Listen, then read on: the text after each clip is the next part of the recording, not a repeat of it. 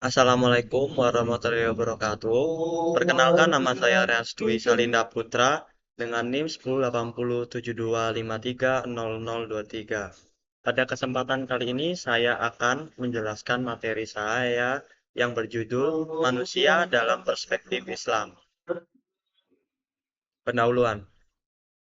Pada materi saya terdiri dari 4 poin penting, yaitu siapakah manusia, dari mana manusia berasal, apa tujuan hidup manusia, dan apa peran manusia di bumi.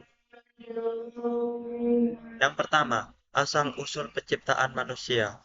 Dalam surat At-Tin ayat 4 yang berbunyi, Laqad khalaqnal insana fi ahsani taqwim, yang artinya sesungguhnya kami telah menciptakan manusia dalam bentuk yang sebaik-baiknya.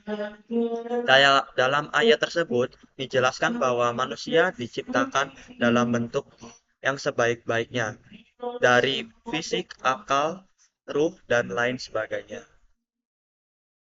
Kemudian proses penciptaan manusia. Dalam surat As-Sajdah ayat 7 yang berbunyi, Allazi ahsana kulla syai'in khalaqahu wa bada'al wa bada'a khalaqal insani min tin, yang artinya yang memperindah segala sesuatu yang Dia ciptakan dan yang memulai penciptaan manusia dari tanah.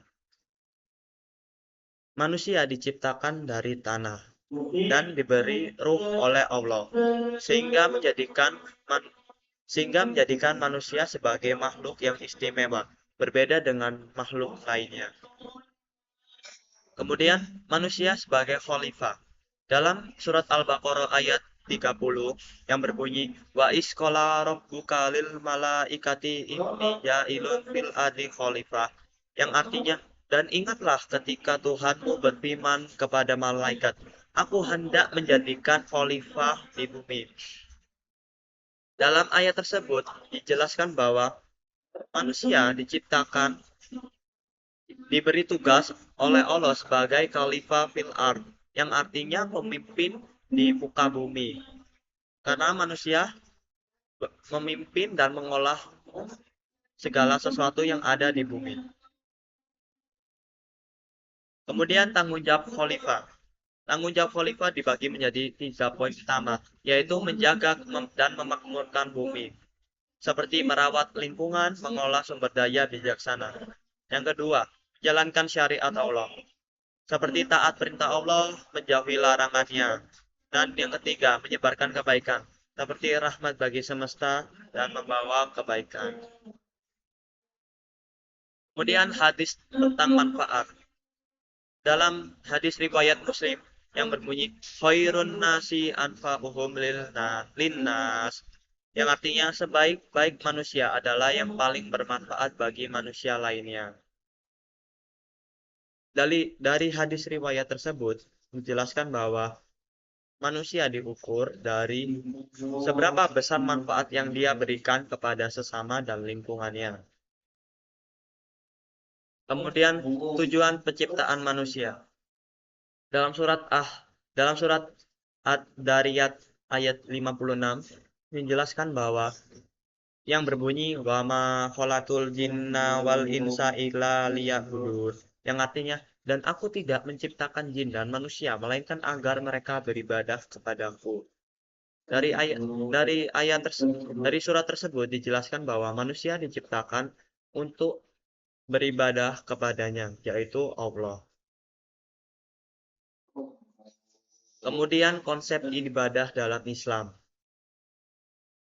Konsep ibadah dalam Islam dibagi menjadi 5 cabang, yaitu cabang pertama ibadah ritual seperti sholat, puasa, zakat, dan haji.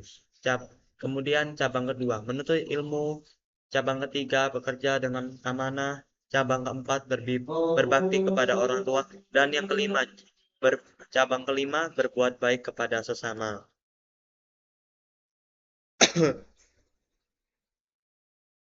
Kemudian hadis tentang ilmu. Dalam hadis riwayat Ibnu Majah yang berbunyi, Talabul ilmi faridatun ala kulli muslim, yang artinya menuntut ilmu adalah kewajiban bagi setiap muslim. Ibadah adalah seluruh berdasarkan hadis riwayat tersebut dijelaskan bahwa ibadah merupakan aktivitas hidup yang diniatkan untuk mencari ridho Allah dan dilakukan sesuai tuntunannya. Kemudian fitrah manusia.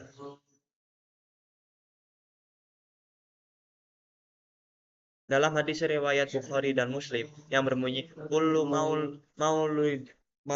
mauludin ya yuladu alal fitrah, yang artinya setiap anak dilahirkan dalam keadaan fitrah atau suci. Manusia diberikan tugas yaitu menjaga kesucian fitrah dengan cara mendekatkan diri kepada Allah serta menjauhi kemaksiatan dan senantiasa memperbaiki diri. Kesimpulan, berdasarkan materi yang saya paparkan tadi, dapat disimpulkan menjadi 4 poin utama, yaitu satu, manusia diciptakan dalam bentuk terbaik dengan 2 dimensi, yaitu jasad dan roh. Kemudian yang kedua, manusia berperan dengan khalifah dengan tanggung jawab menjaga bumi, menjalankan syariat, dan menyebarkan kebaikan. Dan ketiga, tujuan hidup manusia adalah beribadah kepada Allah dalam seluruh aspek kehidupan. Serta keempat, manusia dibekali fitrah dan potensi luar biasa yang harus dijaga dan dikembangkan. Sekian yang bisa saya sampaikan dari materi tersebut. Mohon maaf bila ada kekurangan dalam pencapaian atau kesalahan dalam penyampaian. Terima kasih atas perhatiannya. Wassalamualaikum warahmatullahi wabarakatuh.